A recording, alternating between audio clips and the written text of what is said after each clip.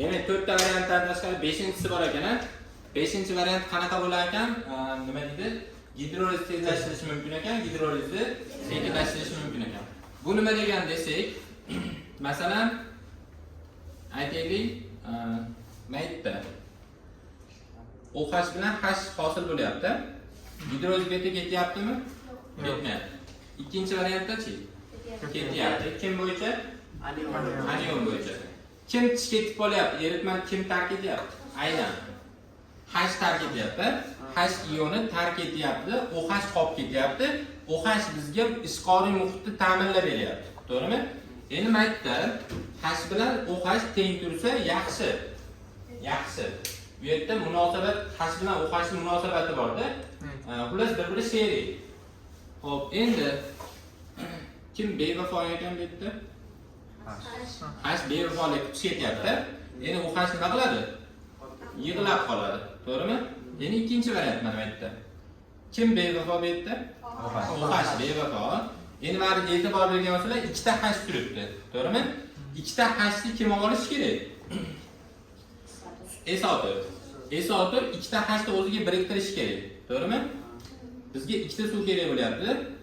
Ikkita H S-atom bilan ketyapti. OH nima bo'lyapti? Ruhga birikib qolyapti. Ruh ikkita OH ni sug'urib olib chiqib ketadi. Ketadi. Ikkita H'ni S-atomga biriktirayotganda gidroliz bitta H'ni, S-atom bitta H ushaydi, ikkinchisini usholmaydi. Ikkinchisiga yo'l to'silib qoladi. Yo'l to'sayotgan kim hisoblanadi shunda? Hozir adashib ketmadimmi? Hop, H bo'lsa, buni bunday tushuntiray, chizib tushuntiray. Masalan, rux sulfat. Mana keyin yozmayman.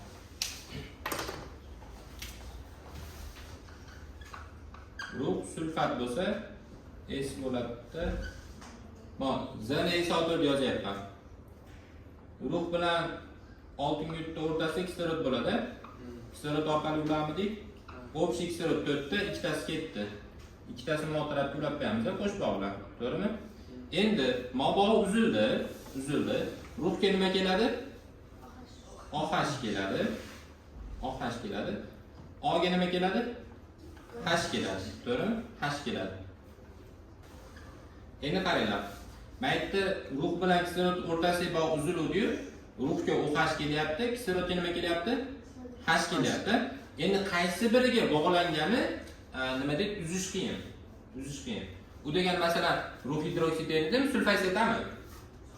Sulfosit eriydi, plus-minusga ajraydi. Ruh hidroksid erimaydi, cho'kma bor. Endi ruh bilan OH ni o'rtasidagi bog'ni uzib bo'lmaydi ekanda, ruh nima qildi? OH ni mahkam ushlab oldi. Endi S-atom H ushadi, lekin bu eriydi-yu, H plusga ajraydi. To'g'rimi? Endi mana H ioni turibdi. Ikkinchi bog'ni uzsak, bu yerga nima kelish kerak? H kelish kerak.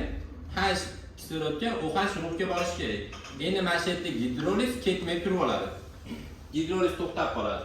Nimaga desa, bu yerda gidroliz to'xtatib qo'ygan narsa bor-da. Kimdir to'palan qilyapti.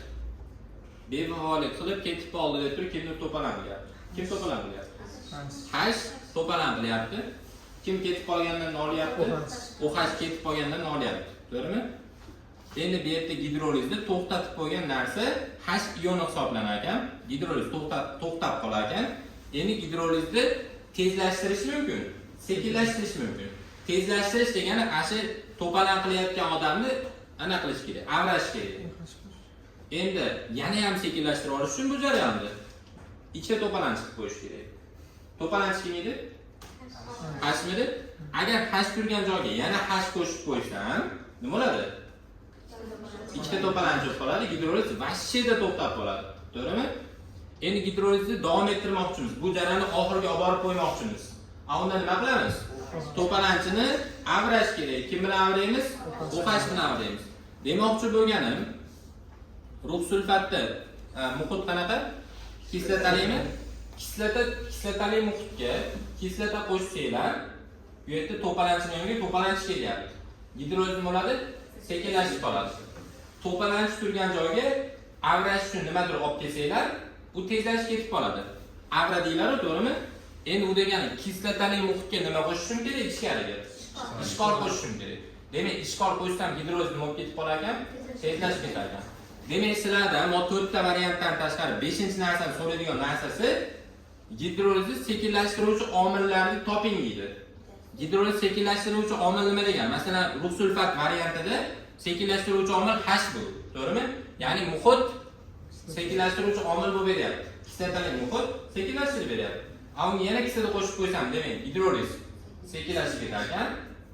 Agar ishqor qo'shsam, tezlashib ketar ekan. 5-variant shu narsa hisoblanadi. Tushunarlimi?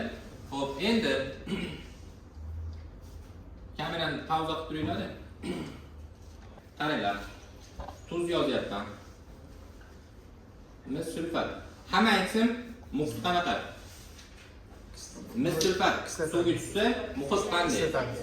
Kislotali. Hamma tushundimi? Gidroliz kim bo'yicha? Kation bo'yicha. Kation bo'yicha. Qatdan bilyapsizlar? Mis sulfat kislota kuchli. Demak, kislotali muhit ekan. Virgul liti nitrat. Gapiringlar. Muhit qanday? Neytrallar. Liti kuchli, nitrat ham kuchli. Kuchli bo'lsa neytral muhit bo'ladi. Yana bitta variant. Kaliy fosfat. Muhit. Ishqoriy muhitda qatdan bilyapsiz? Kaliy kuchli, qodir, sut. Demak, ishqoriy muhit bo'lar ekan, ishqoriy muhit.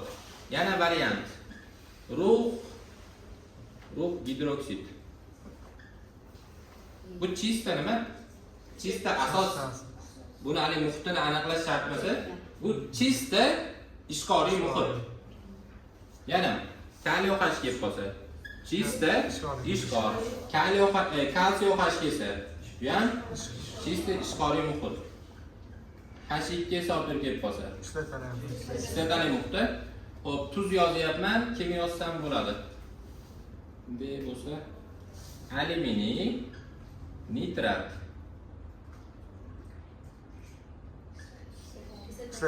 Muhit kislotalimi?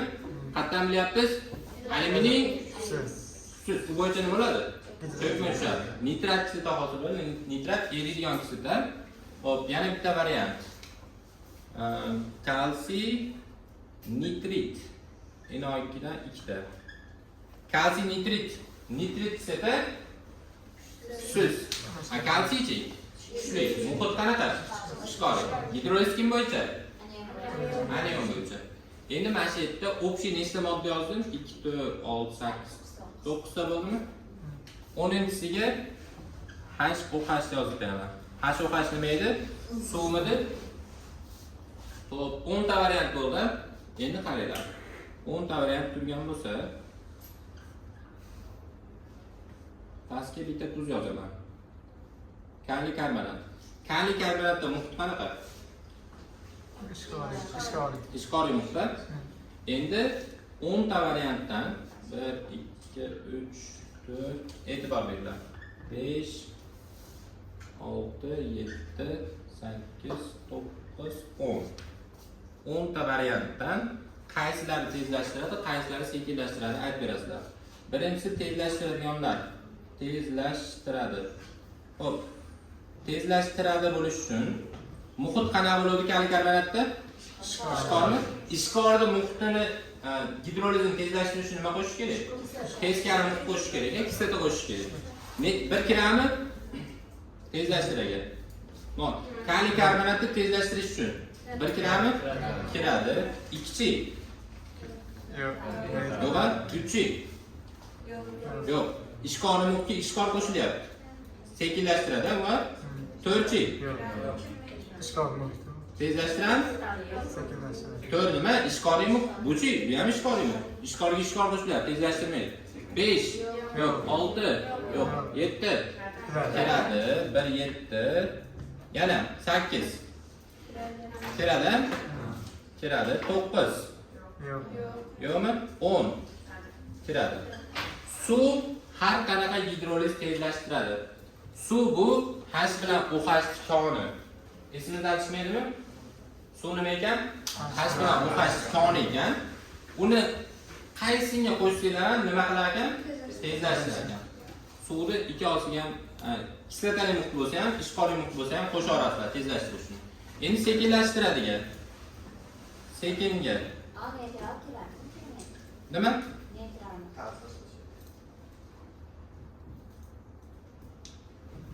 Mana sekinlashtiradigan tashqari ta'sir etmaydigan bor.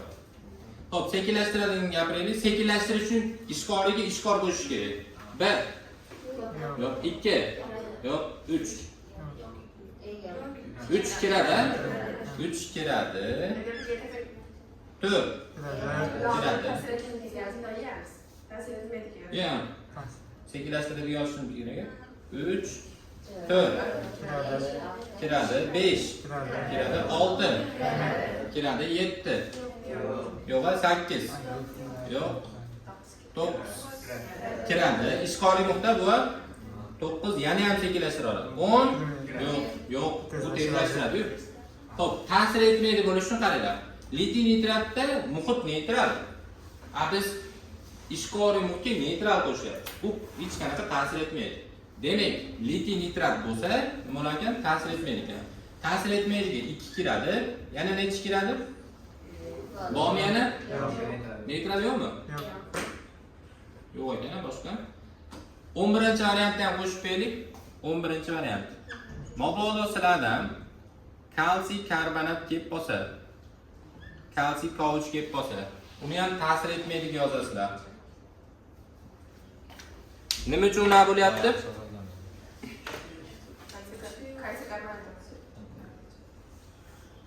Nima uchun unaqa bo'lyapti desa, mana kalsiyda kalsiy kuchli, kauch kuchsiz deyaolmaydi. Kalsiy karbonatni darisini orqasida cho'kma deb qo'ygan. Cho'kmalar hech qanaqa ta'sir qilmaydi. Suvga solasizlar, u toshda u tosh. Suvga tushganda to'g'ri pastga tushib qoladi. U hech qanaqa ta'sir etmaydi. Tushunarlimi? Endi ta'sir etmaydigan narsa ikkita ekan. Mana shu yerda. Gidrolizga ta'sir etmaydigan narsa ikkita. Birinchisi, ya'ni neytral muhitlar, ikkinchisi cho'kmalar. Tushunarlimi? Endi tezlashtiradigan omillar teskari muhit va suv. Endi sekinlashtiradi o'zini muhiti. O'zini muhiti sekinlashtirdi, teskari muhit tezlashtirdi, teskari muhitdan tashqari suv ham tezlashtirdi. Endi ta'sir etmaganlar ikkita: neytral muhitlar va cho'kmalar. Kelishdingmi?